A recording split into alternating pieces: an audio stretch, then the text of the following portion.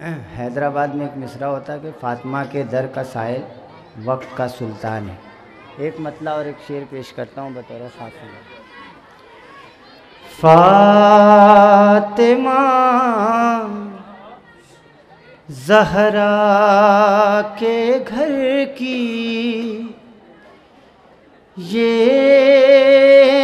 अनोखी शान है। फातिमा ज़हरा के घर की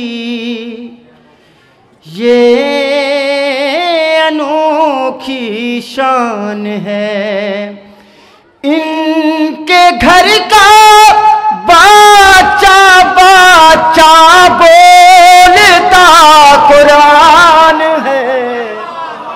फातिमा ज़हरा के घर की ये अनोखी शान है। शेर पेश करता हूँ बतौर ख़ास, समाअत करें।